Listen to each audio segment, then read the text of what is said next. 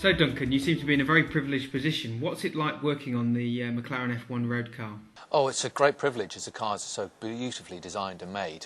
With so much race car influence, we have some special procedures which we don't normally find in a road car, but apart from that, the cars are pretty straightforward to work on. I've been here 10 years, but I think the thing that new technicians notice most is the parts and the fixings. Take the parts, they are just exquisite. If it's not made of carbon, then it's machined from solid, usually in some rare material, or unobtainium as we call it. Then there are the fixings. Each one is calculated for the job, so there's no weight penalty in oversized bolts. Someone told me that during the design of the car, they reckon that this saved 20 kilos. Do you get to drive the car? Oh, well, not only do I get to drive the car, they pay me to do it. Seriously, though, it's a great responsibility to drive a customer's F1.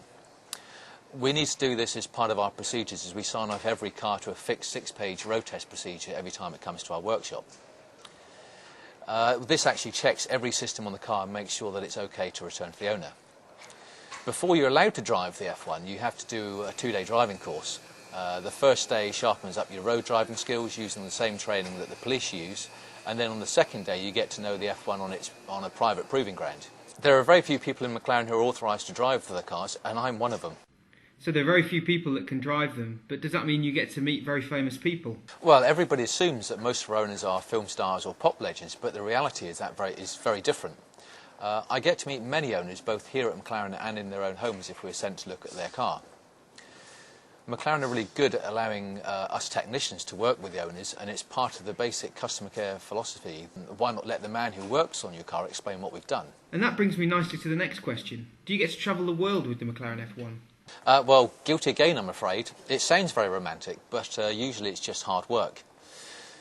We have 6 McLaren authorised centres around the world to look after the F1s, but in countries where there is no service centre, we tend to fly out from here to look after the cars. We also visit the authorised centres regularly to check and retrain, and we can often be away for over a week. The jobs can take in 2 different jobs and work 7 days a week while we're away. We often have to take decisions on the spot, so it's quite a pressurised experience. As you've already talked about, the F1's really exclusive. So with so few cars, do you have enough work to keep you busy? Well, that's a good question. The F1 is very reliable and only needs a service every 9 months. So what do we do? Well, apart from the overseas trips I've just mentioned, our customer care workshop here in Woking undertakes all of the major work from around the world. For example, last year, one of the cars based in the USA was sold to a new owner who wanted it rebuilt to his own specification.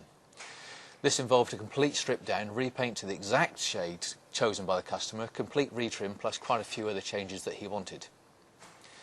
That sort of work is enormously satisfying. It's like a rebirth for the car, but because it's done at McLaren, the car keeps its provenance.